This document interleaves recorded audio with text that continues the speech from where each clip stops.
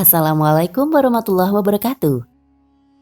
Seorang muslim mengucapkan ucapan insya Allah ketika berjanji atau berencana mengerjakan suatu hal di waktu yang akan datang. Ia mengucapkan insya Allah karena ia tidak tahu apakah hal yang akan dikerjakannya itu akan benar-benar terjadi atau tidak. Karena semua hal terjadi atau tidak terjadi adalah atas kehendak Allah, berdasarkan takdir Allah. Ucapan insya Allah juga mengandung doa isti'anah atau minta pertolongan kepada Allah agar dimudahkan mengerjakan suatu hal itu. Ada beberapa contoh kejadian yang pernah dialami oleh para nabi ketika mereka tidak mengucapkan insya Allah dalam mengucapkan sesuatu yang akan terjadi atau menjanjikan sesuatu. Allah tegur mereka. Sebaliknya, saat mereka mengucapkan insya Allah, Allah beri mereka kemudahan dan hasil akhir yang baik. Dan ada pula kejadian saat seorang nabi mengucapkan insya Allah, namun dengan takdir Allah sesuatu itu tidak terjadi. Nabi Sulaiman pernah bersumpah bahwa dalam suatu malam beliau akan menggilir untuk berhubungan badan dengan sekian puluh istrinya. Sebagian riwayat menyatakan 100 atau 99, sebagian lagi 90, sebagian lagi menyatakan 70, sebagian lagi menyatakan 60. Dan hasilnya semua istri itu akan melahirkan anak-anak tangguh menjadi pasukan yang akan berjihad di jalan Allah. Satu malaikat mengingatkan agar beliau mengucapkan insya Allah. Namun qadarullah Nabi Sulaiman tidak mengucapkannya. Hingga akhirnya Nabi Sulaiman melakukan hal itu. Ternyata yang hamil hanya satu istri. Dan itu pun melahirkan setengah manusia. Hal ini disebutkan dalam riwayat Al-Bukhari dan Muslim. Sulaiman bin Daud alaihi salam berkata, "Sungguh, aku akan berkeliling menggilir 100 istriku malam ini. Sehingga setiap wanita akan melahirkan anak yang akan berjihad di jalan Allah. Kemudian satu malaikat mengucapkan kepada beliau, ucapkan insya Allah.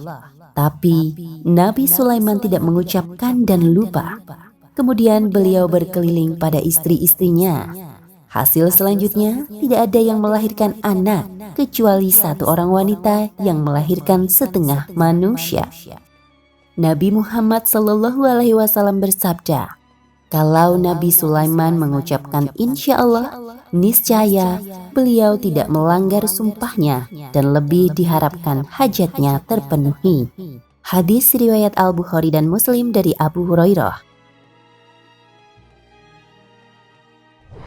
Dalam hadis ini terkandung beberapa faedah penting bahwa ucapan insya Allah tidak disebutkan dalam sumpah, kemudian ternyata tidak tercapai, maka orang itu tidak dianggap melanggar sumpah. Faedah berikutnya, ucapan insya Allah adalah memudahkan agar hajat terpenuhi. Karena itu Allah berikan bimbingan adab kepada Nabi Muhammad SAW agar janganlah beliau mengucapkan, "Aku akan melakukan ini besok," dengan memastikan, kecuali jika beliau mengucapkan insya Allah. Dan janganlah sekali-kali engkau mengucapkan, "Sesungguhnya aku akan melakukan hal itu besok," kecuali dengan mengucapkan insya Allah. Dan ingatlah Tuhanmu ketika engkau lupa. Dan ucapkanlah, "Semoga Tuhanku memberikan petunjuk pada jalan terdekat menuju hidayah." Quran Surat Al-Kahfi ayat 23 hingga 24. Al-Hafidz Ibnu Katsir rahimahullah menyatakan, ini adalah petunjuk dari Allah kepada Rasul-Nya. Semoga salawat Allah dan keselamatan dari Allah kepada beliau, kepada adab. Yaitu jika beliau telah memiliki tekad untuk mengerjakan sesuatu di masa yang akan datang, hendaknya mengembalikan hal itu kepada masyiah atau kehendak Allah Azza wa Jalla, yang maha mengetahui perkara yang gaib, yang maha mengetahui apa yang telah terjadi, apa yang sedang atau akan terjadi, dan apa yang tidak terjadi, bagaimana kalau terjadi. Tafsir Ibnu Katsir.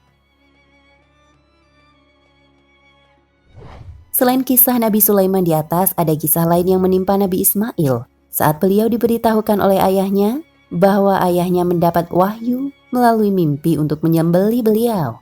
Nabi Ismail menyatakan, "Wahai ayahku, lakukanlah apa yang diperintahkan kepadamu. niscaya engkau akan dapati aku, insya Allah termasuk orang-orang yang sabar. Quran Surat As-Saffat ayat 102. Nabi Ismail pasrah kepada Allah dan menyatakan, insya Allah, engkau akan dapati aku termasuk orang yang sabar. Akibatnya Allah beri hasil yang baik. Beliau tidak jadi menjadi objek yang disembeli, namun diganti dengan kambing. Ini menunjukkan bahwa atas takdir Allah kadangkala meski seseorang sudah berupaya dan sebelumnya mengucapkan insya Allah, tidak terjadi yang diharapkannya. Namun ia harus yakin bahwa segala yang ditakdirkan Allah adalah baik untuknya.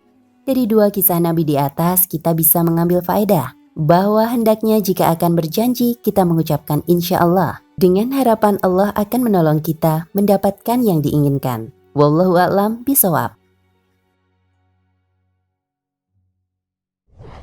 Nah pemirsa Ensiklopedia Al-Fatih, sampai di sini perjumpaan kita kali ini. Semoga menginspirasi.